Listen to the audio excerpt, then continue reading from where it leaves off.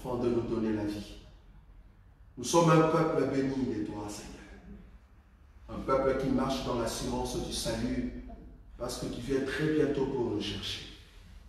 Imprégnons-nous, Jésus, la crainte de ton nom, la vie de la sanctification, enfin l'avoir dans nos cœurs, la haine du péché et vivre la pureté de ta parole. Un peuple qui marche dans la lumière de celui qui est éternel, c'est un peuple qui ne peut jamais en aucun cas se perdre. Parce que le chemin c'est toi, la vérité c'est toi et la vie.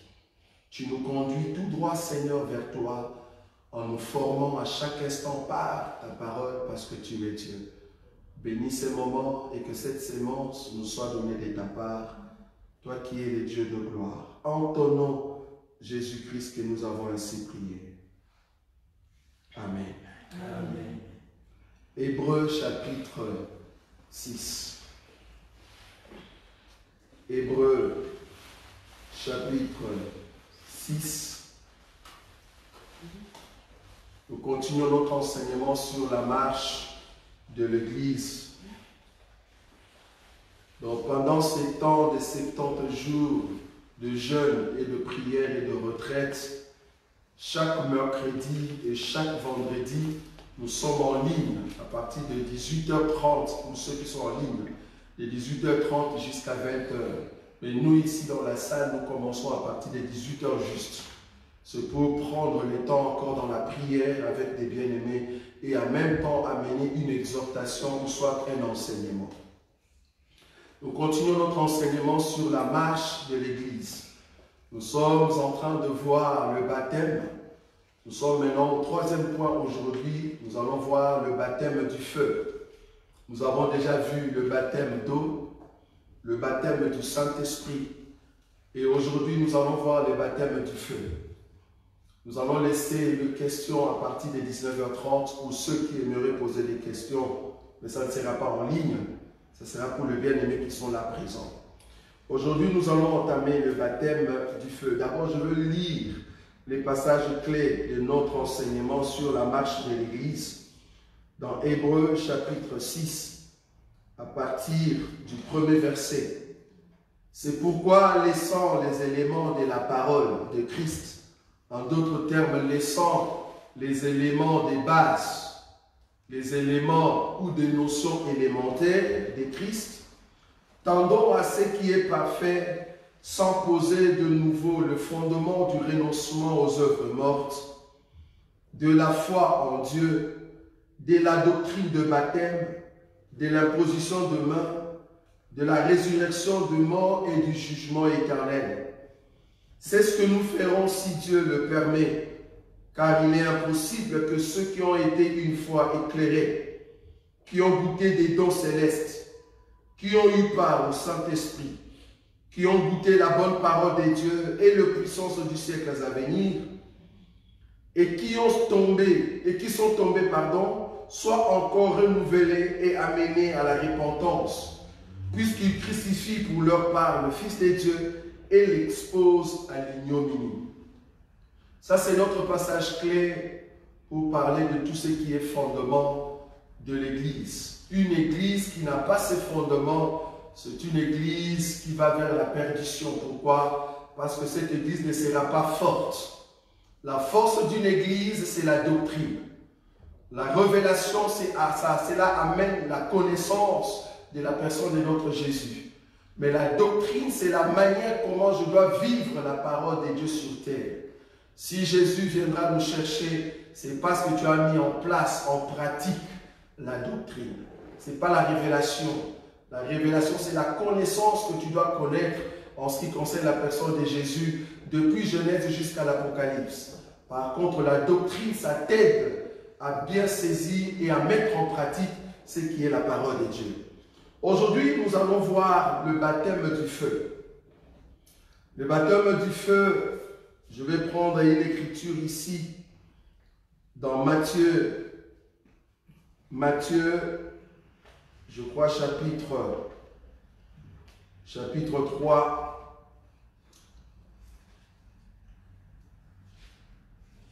Matthieu chapitre 3. Nous allons prendre le verset 11. Matthieu 3, 11. Moi, je vous baptise d'eau pour vous amener à la repentance. Mais celui qui vient après moi est plus puissant que moi, et je ne suis pas digne de porter ses souliers. Lui, il vous baptisera du Saint-Esprit et du feu. C'était notre passage clé pour voir qu'il y a 3 sortes de baptêmes. Baptême d'eau, que Jean est venu inaugurer.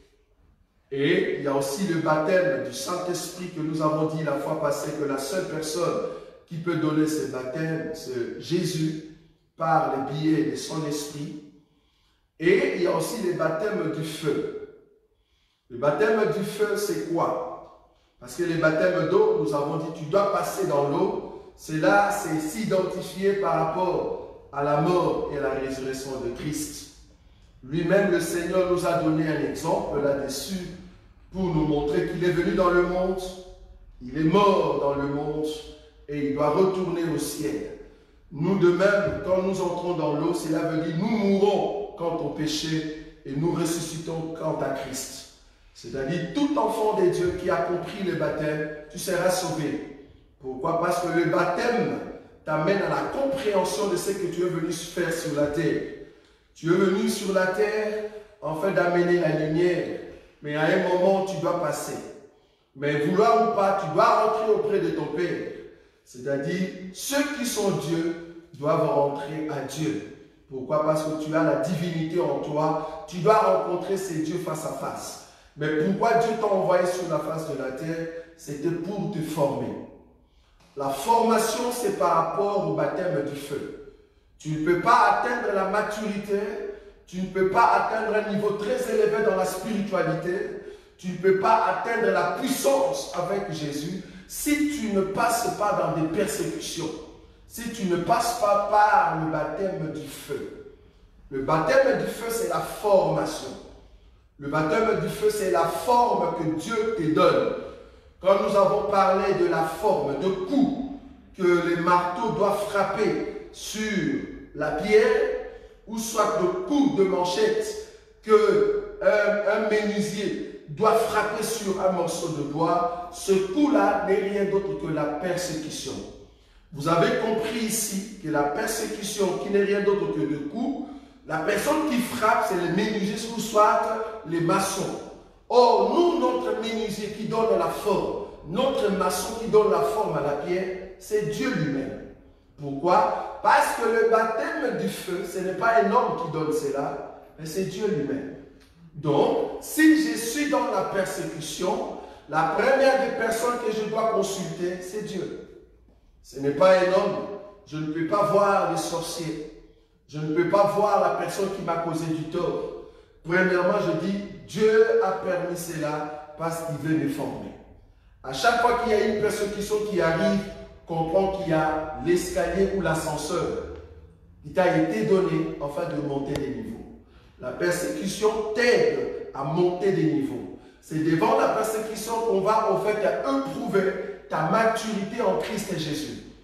Regardez comment est-ce que tu parles, comment tu agis, comment est-ce que tu vas réfléchir par rapport à cette attaque, par rapport à cette souffrance. Jésus, notre Seigneur, il est passé aussi par là. Je vais prendre une écriture. Je suis dans le livre, je crois, des Jean. Nous allons lire au fait le baptême que Jésus a reçu. Est-ce que c'est dans le livre de Jean?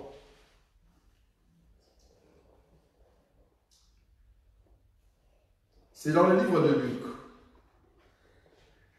Luc, chapitre 12. Luc, chapitre 12, le verset 49.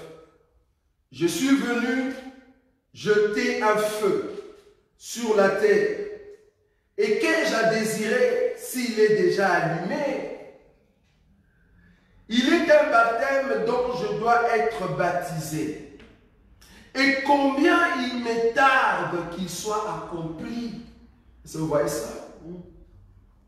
Pensez-vous que je sois venu apporter la paix sur la terre? Non, vous dis-je. mais la division. Ah, ok. Cette division que Dieu amène, c'est pour séparer ceux qui vont recevoir le feu sur eux et ceux qui ne vont pas recevoir le feu. La division, c'est quoi? Ceux qui ont la maturité en Christ et Jésus et ceux qui n'ont pas la maturité en Christ et Jésus. C'est-à-dire le monde et nous. Toute personne qui reçoit le baptême de feu, vouloir ou pas, tu atteins la maturité et que tu es différent des autres. Tu es différent du monde. Jésus qui avait déjà reçu le baptême d'eau, le baptême du Saint-Esprit, parce que la Bible dit, le jour qu'il a reçu le baptême, il y a eu la vision que Jean-Baptiste a vue. Ce n'est pas tout le monde qui a vu ça, ou qui a vu ça. C'est seulement Jean-Baptiste qui a vu la vision. Quand la colombe est venue sous forme, quand le Saint-Esprit, est venu sous forme de la colombe sur Jésus, ce n'est pas tout le monde qui a vu cette colombe. C'est seulement Jean-Baptiste. C'était une vision. Pourquoi Jean-Baptiste? C'est parce que Dieu avait déjà divinement averti à Jean-Baptiste. Il lui a dit, je veux te montrer le Christ. Parmi les hommes qui habitent Israël, moi je veux te montrer qui sera le Christ. Donc c'est lui, toi Jean, tu prépares son chemin. C'est lui qui va ramener le royaume. Je veux te le montrer. Le signe qui prouve que cet homme-là, c'est le Christ, tu verras l'Esprit descendre sur lui. La personne que tu verras l'Esprit descendre sur lui, cette personne-là, c'est lui le Christ. C'est lui qui ôte le péché du monde. Vous voyez? Ça dit l'agneau de Dieu. Et Jean, dans le livre de Jean, il a affirmé pour dire, j'ai vu cela et j'ai témoigné qu'il est le Christ. Or, le titre de Christ n'est pas donné à tout le monde. Israël attendait le Christ. Le Christ veut dire Ésaïe chapitre 35. Nous allons lire. Ésaïe chapitre 35. Ésaïe chapitre 35 nous dit ceci. Remarquez. Ésaïe 35. Ésaïe chapitre 35. À partir du 4e verset. Dites à ceux qui ont le cœur troublé ou attristé. Prenez courage. Ne craignez point. Voici votre Dieu. La vengeance viendra, la rétribution des dieux. Quand on dit voici votre Dieu, on le présente. Vous voyez? Quand on dit voici votre Dieu. Si vous allez chez Jean, il dit voici l'agneau des dieux. Si vous demandez à Pilate, il dit voici l'homme. Vous voyez? Il y a un homme de Dieu au Congo qui s'appelle voici l'homme. Il ne sait pas que c'est une abomination. Sans les savoir. Quand tu te dis que tu es voici l'homme, c'est-à-dire l'homme qu'on a présenté parmi tout homme, l'homme qu'on doit présenter, c'est Jésus. Vouloir ou pas, quand tu te dis, moi, mon nom, c'est voici l'homme, tu fais ce qu'on appelle l'adoration. L'adoration donnée à un homme, c'est une abomination. Je ne peux pas aujourd'hui dire, moi, je m'appelle El Shaddai. Non. Je peux m'appeler Shaddai, mais pas El Shaddai. Il y a une différence entre Shaddai et El Shaddai. Tu ne peux pas dire je m'appelle Jésus-Christ. Non. Les Jésus ont existé. Mais Jésus-Christ, tu ne peux pas t'appeler Jésus-Christ parce que tu n'es pas le Christ. Vous voyez? Maintenant, l'homme qu'on a présenté parmi tant d'autres, c'est au fait, c'est que Ésaïe appelle ici voici Dieu. Maintenant, Jean-Baptiste, au lieu de dire voici Dieu, il dit voici l'agneau de Dieu qui ôte le péché du monde. Parce que Dieu, c'est lui seul qui ôte le péché du monde. Or, le seul homme qui était digne de ôter le péché du monde, Pilate a dit, voici l'homme. Est-ce que vous voyez ça? Donc, voici l'homme, c'est Jésus lui-même. C'est le Christ. Ça ne peut pas être un homme. Donc, si un homme s'appelle voici l'homme, tu fais l'adoration ou soit l'abomination. Il faut éviter cela. Ésaïe chapitre 35, le verset 4. Dites à ceux qui ont le cœur troublé, prenez courage, ne craignez point, voici notre Dieu. La vengeance viendra, la rétribution des dieux. Il viendra lui-même et vous sauvera. il ne va pas envoyer une autre personne, il ne va pas envoyer un prophète, mais il viendra lui-même. La Bible est claire. Israël croyait à cette parole par la bouche d'Ésaïe. Ils ont compris qu'un jour, Dieu viendra lui-même. Il ne passera pas par une autre personne, il ne passera pas par un prophète, mais il viendra lui-même et il nous sauvera. Ok. Quand l'Éternel vient pour nous sauver, alors l'Éternel prend un nom circonstanciel. Parce que son nom éternel veut dire « Je suis ». C'est comme ça qu'il s'est présenté à Moïse. Va dire à Israël que le Dieu qui m'a rencontré, je suis celui qui suis. C'est là est mon nom. Vous voyez? Donc l'Éternel veut dire « Je suis ». Il est « Je suis ». Dans le passé, il était « Je suis ». Au présent, il est « Je suis ». Dans le futur, il sera « Je suis ». Pourquoi? Parce qu'il est éternel. Maintenant, le « Je suis » doit prendre un nom circonstanciel pour venir sauver lui-même. C'est là-bas qu'il va prendre le nom de « Je suis le Sauveur ». Parce qu'il vient pour sauver. Comme il vient pour sauver et que son nom s'appelle « Je suis », c'est-à-dire Yahvé ou Yehowa, vous voyez ça?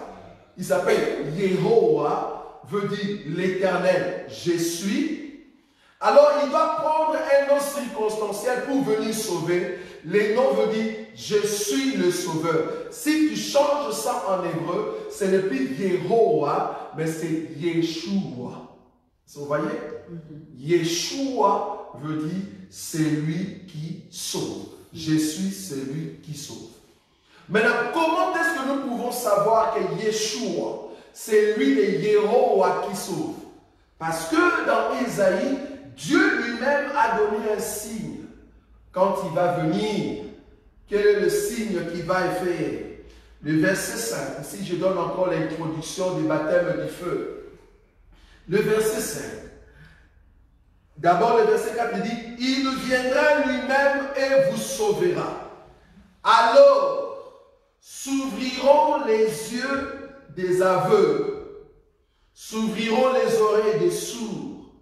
Alors les boiteux sauteront comme un cerf, et la langue du muet éclatera de joie, car des eaux jailliront dans le désert et des ruisseaux dans la solitude. Cette écriture prouvait que le signe quand Dieu sera sur la terre, le premier élément qu'il va faire pour comprendre que Yeshua, le Yehowa qui sauve est sur la terre, Dieu avait donné un signe. Comment est-ce que nous saurons que Dieu est sur terre? La personne qui va au fait de faire le miracle du verset 5, c'est lui qui est le Yehoshua, c'est-à-dire l'Éternel qui sauve. Alors un jour, Jean-Baptiste a dit à ses disciples, allez demander à cet homme, frère Patrick, cherche-moi cette écriture, allez demander à cet homme de Jésus, est-ce que devons-nous attendre un autre ou c'est toi le Messie?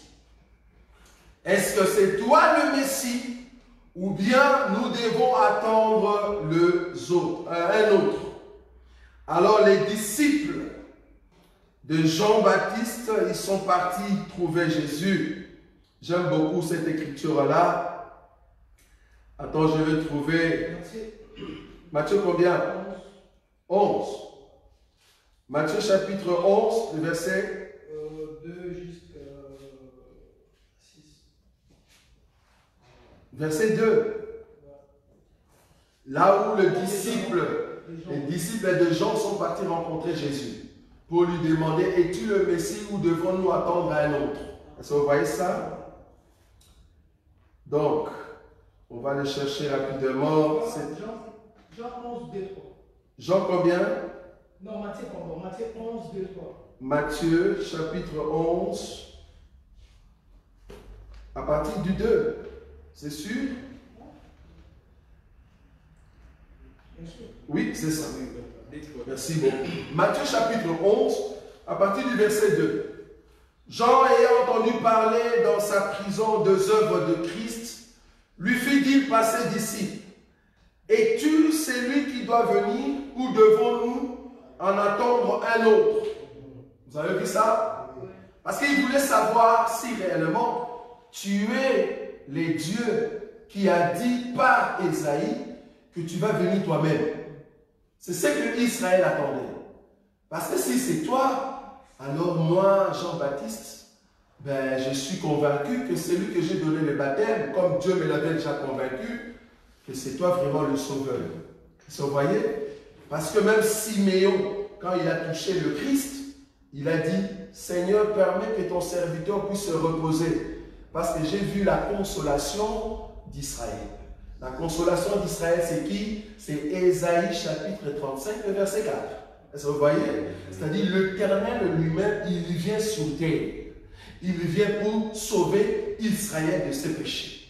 Et il y a les signes maintenant qui doivent accompagner l'Éternel sur terre.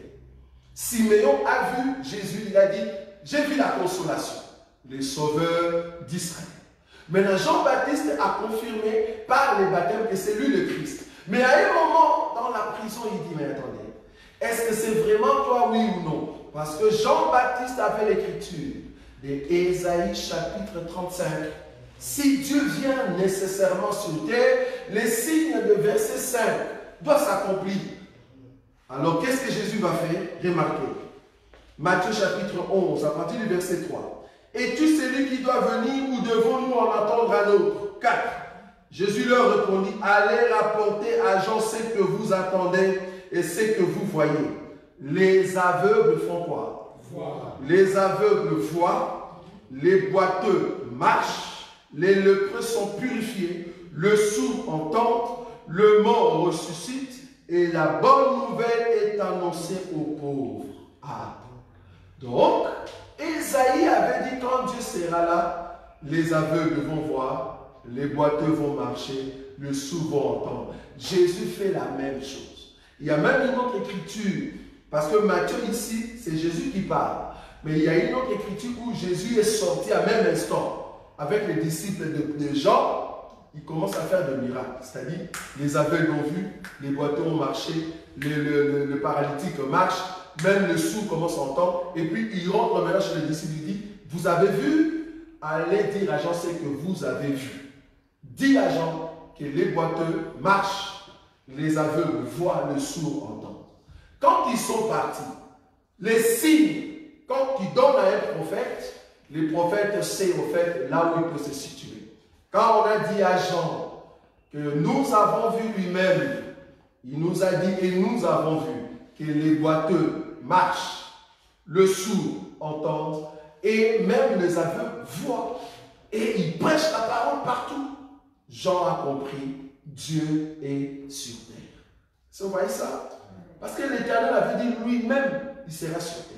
Donc, l'Éternel a accompli l'écriture de Ésaïe, chapitre 35, le verset 4. Ok. Donc, Jésus, c'est Dieu sur terre. C'est le Christ. Les dieux qui étaient avant Abraham, il est venu maintenant dans les temps. Est-ce que vous voyez ça? Maintenant, en venant dans les temps, il a pris le baptême des gens et il était rempli du Saint-Esprit. L'Esprit était sur lui parce qu'en lui était la plénitude de l'Esprit. L'Esprit qui était en Christ, en Jésus, c'est la plénitude de Dieu. Ok.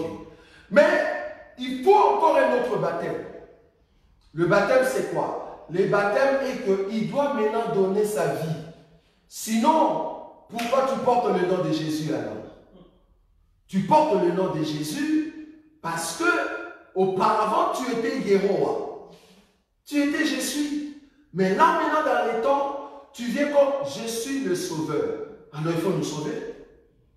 Nous sauver ne veut pas dire j'étais aveugle et j'ai vu. Non.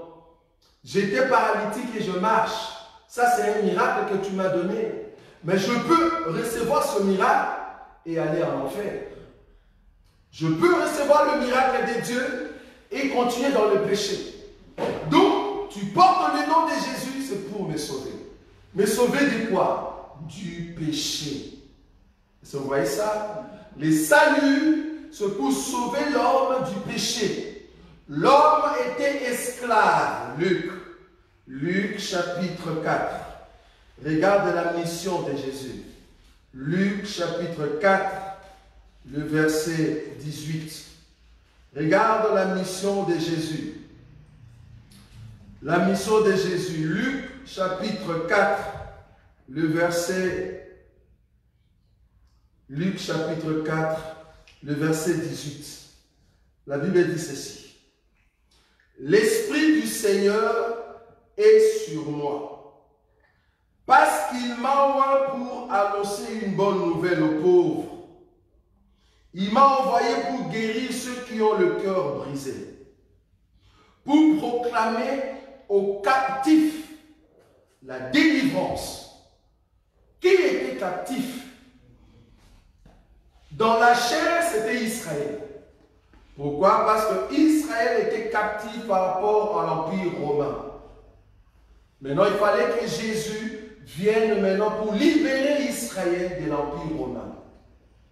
Mais vous allez voir que cette prophétie de le libérer de l'Empire romain, Jésus ne l'a pas fait. Parce qu'en réalité, Jésus, qui est Dieu, il attend jusqu'à ce que le dernier empire, c'est-à-dire très bientôt l'Europe, qui va aller à l'encontre d'Israël, il faut que cet empire-là, Jésus, vienne maintenant pour sauver Israël. Est-ce que vous voyez? Mais vous allez voir qu'il n'a pas accompli cela par rapport aux Romains. Au contraire, ils étaient toujours sous l'emprise des Romains. Ils ne pouvaient rien faire sans pour autant que les Romains donnent leur approbation. Mais quand on parle de libérer les captifs, ici, c'est les captifs, ceux qui étaient liés par rapport au péché. Vous voyez? C'est par rapport au péché. Quel péché? Le péché que l'homme commettait par les biais des démons et des esprits. Maintenant, il y avait un peuple qui était appelé des dieux. Jésus devait maintenant le libérer. À part libérer ce peuple-là, il y avait un autre captif qui était en prison. Tous ceux qui ont prêché la parole de Dieu depuis Adam. Vous voyez? Ils étaient retenus captifs. Ils étaient retenus captifs où? Dans les séjours de mort. Maintenant, il faut que le Seigneur vienne pour les libérer. C'est ça le but, au fait, de son nom, Yeshua. Je suis le sauveur. Il vient sauver en même temps nous qui sommes vivants, parce que nous étions esclaves du péché, et en même temps ceux qui étaient dans les séjours de mort, afin qu'ils puissent recevoir en fait, la délivrance. Très important. Alors, la dernière partie, le verset 19.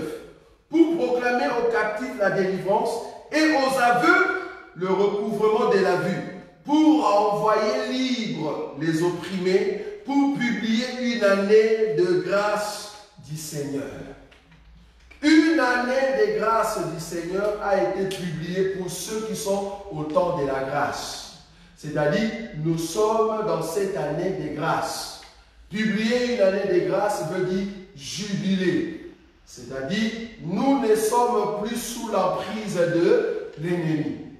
Pourquoi? Parce que le Seigneur nous a sauvés. Le pouvoir du péché ne règne plus sur nous. Nous sommes maintenant dans une année de grâce, jubilé pour toute personne qui a compris la grâce. C'est ça le salut. À part ceux qui sont encore dans le séjour de mort. Ok. Là, on a compris la mission. Mais comment il va le faire? En tout cas, ce n'est pas par le miracle du genre. Toi, tu es aveugle. Toi, Bartimée, tu ne vois pas. Voici, tu peux voir. Toi, Zachée, tu es au fait dans ta maison, je veux entrer pour manger. Toi, la femme qui avait la perte de sang, voilà maintenant, tu peux recevoir la guérison. Est-ce que c'est ça, sauver? Non, parce que le but, c'était de sauver, au fait, du péché. Mais tout ce qui est miracle de Jésus, quand il faisait le miracle physique, dans la révélation, c'était donner la forme à la femme. Vous voyez? Parce que Jésus est venu rencontrer dans la révélation une femme qui ne voyait pas. Pourquoi? Parce que nos yeux étaient remplis de péché. Nous ne voyons pas. Nous avons des oreilles sourdes, nous n'entendions pas. Pourquoi? Parce que la parole n'avait pas pénétré nos oreilles. Nous avions de perte de sang, c'est-à-dire nous étions impurs. Perte de sang veut dire être impur pendant un certain temps ou être impur éternellement ou soit être impur pendant un long moment. Comme cette femme, elle avait la perte de sang tout le temps. Donc nous étions impurs. Nous avions des problèmes de marche parce que nous étions de boiteux. C'est ça la femme que Jésus a rencontrée. Nous étions une femme adultère. Est-ce que vous voyez ça? Donc tout ce que Jésus faisait comme miracle, dans la révélation, expliquait la femme de Jésus. La femme de Jésus qui n'avait pas la forme, laquelle était informe et vive. Est-ce que vous voyez? Il nous faut la lumière. Sans la lumière, la terre n'a pas de forme. Donc, la femme que Jésus est venu rencontrer avait de malformations. Maintenant, pour réparer la malformation de la femme, il faut commencer déjà à faire le miracle. Mais il faut maintenant, quand tu as fini de faire ces grands miracles, il faut maintenant sauver cette femme. Or, le seul élément qui peut sauver la femme, pour que la femme devienne pure, pour que la femme soit propre aux yeux de tout le monde, c'était de lui donner sa vie.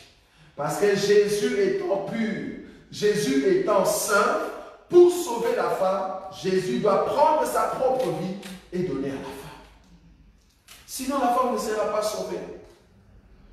Alors Jésus doit accepter de prendre sa vie et de donner pour la femme. Or, comment est-ce qu'il va donner sa vie? Il doit se laisser être insulté, flagellé, frappé, jusqu'à ce qu'on l'a arrêté pour le crucifier à la croix, jusqu'à ce qu'on l'a tué. Tout ça, c'était donner sa vie pour sa femme. Parce qu'il donne sa vie pour ses amis. Est-ce que vous avez vu ça? Il a dit, un bon ami, il donne sa vie pour ses amis.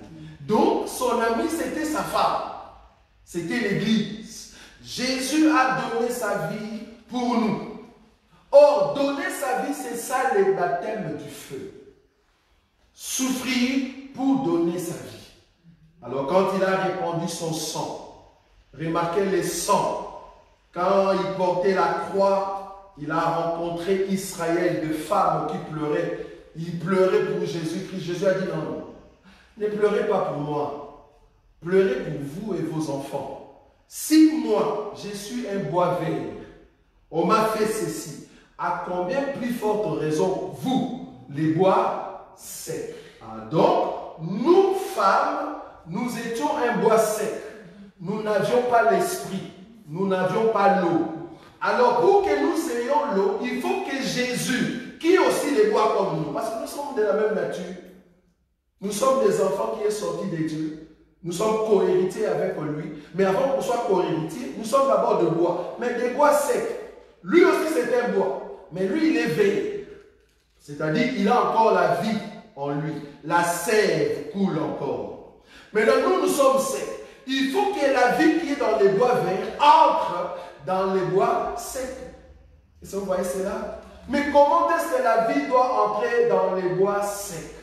L'homme quittera son père et sa mère et s'attachera à sa femme. C'est par l'attachement que le bois vert donne toute la sémence au bois sec. Est-ce que vous voyez cela? C'est par l'attachement. Or, cet attachement, il y a eu lieu où? A eu lieu à Golgotha. C'est là-bas que Jésus va être crucifié contre un bois sec. Lui qui est le bois vert, on l'a crucifié avec un bois sec. En mourant, son sang a donné la vie au bois. Vous voyez cela? Le bois a reçu la vie, c'est-à-dire a reçu le sang. C'est comme ça, nous qui étions poussière autrefois, le sang est coulé sur nous. Nous avons maintenant la vie. Est-ce que vous voyez ça? Quand nous disons nous avons la vie, c'est-à-dire nous portons maintenant Christ. Désormais, nous ne sommes plus bois sec, nous sommes maintenant bois vert, parce que nous portons la vie de Christ. Toute personne qui a l'esprit de Christ en lui, tu as Christ en toi. Est-ce que vous voyez cela? Mais Christ ne peut pas donner la vie comme ça, il doit passer par la mort. Dans d'autres termes, c'est le baptême du feu. De la même manière qu'il est passé par là, lui-même avant de mourir, il a dit, de la même manière qu'on m'a persécuté, on vous persécutera aussi. En d'autres termes, si je dois passer par le baptême du feu, vous aussi, vous passerez par le baptême du feu. Vouloir ou pas, tout enfant de Dieu doit passer par le baptême du feu. La seule personne qui donne ces baptêmes, c'est Jésus lui-même. C'est lui-même qui nous a promis cela. Le baptême du feu veut dire Jésus va envoyer, au fait, permettre qu'il y ait des attaques, des insultes, que nous soyons entourés de personnes méchantes, des personnes qui ne nous aiment pas, par leur comportement. Tu vis avec une personne qui ne savait pas quel est le comportement qui était à l'intérieur. Or, un jour, Paul a pris le bois sec. À l'intérieur de ce bois, il y avait des serpents, mais Paul ne savait pas. Il a amené le bois sec dans le feu. C'est dans le feu que les serpents sortent. Vous voyez ça? S'il n'y a pas le feu, les serpents ne sortent pas. Il faut être persécuté, aller dans la prière, pleurer dans la prière. C'est là-bas que tu vas voir les serpents. Sinon, tu ne les verras pas. Les serpents étaient très calmes dans le bois. Paul ne savait pas. Vous voyez cela? Ce n'est que quand Paul a pris les serpents, le bois sec, il a mis dans le feu, le serpent est sorti. Par cette colère, parce qu'on voulait le brûler, il a mordu Paul. Vous voyez ça? C'est ce qui se passe. Quand tu entres dans la prière, les serpents qui étaient calmes, cachés, un frère, une soeur qui était calme, cachée, que tu croyais que c'était ton frère, qui va t'aider parce que tu as froid, tu as besoin de sa chaleur, en réalité, en lui, il y avait un serpent. Il faut entrer dans la prière, dans la persécution. Il faut que Dieu envoie la maturité. C'est comme ça que tu verras les serpents. Et quand le serpent sortira, il sera en colère. Il sera en colère. Pourquoi? Parce que tu l'as démasqué. Tu l'as démasqué. Il sera en colère. Tous ceux qui sont des méchants au milieu de nous, ils doivent être là, c'est l'Éternel qui les a laissés. Afin de nous donner la forme. Afin de nous donner la forme. C'est pour cela que nous disons dans cet évangile, il ne faut pas tuer ton Judas avant les temps. Il ne faut pas tuer ou chasser ton Judas avant les temps. Attends d'abord jusqu'à ce que tu viennes au feu. Attends d'abord jusqu'à ce que les 3 ans soient accomplis. Alors Judas sera démasqué. Sinon, tu ne monteras pas. C'est Judas qui t'aide à monter, bien qu'il va aller à l'enfer. Amen. C'est Judas qui doit t'aider à monter, à avoir la gloire. Parce que c'est lui qui doit te vendre. Sinon, s'il n'est pas là, qui va te vendre? Pierre, d'ailleurs, a mouru de Jésus. Jean a mouru de Jésus. Donc, il n'y a personne qui va te vendre. Il faut qu'il y ait un méchant. Il faut qu'il y ait des Judas au milieu de nous. Mais gloire soit rendue à Dieu parce que le feu est là. Vouloir ou pas, vous sortirez. Amen. Vous sortirez. Nous avons commencé déjà les 70 jours de prière le dimanche. Déjà les dimanches, on a déjà vu le grondement des serpents. Et même quand on priait, on a senti que Dieu nous dit, ils vont changer de stratégie. Et je vais vous montrer comment est-ce qu'ils vont venir. Voilà Dieu. Et nous allons voir les serpents. Vous allez voir. Vous allez les voir. Clairement dans le public, des serpents. Vous allez les voir. Donc tu étais calme avec nous, mais avec le feu des 70 jours, avec la souffrance de se réveiller le matin, vouloir ou pas, tu sortiras. Tu sortiras.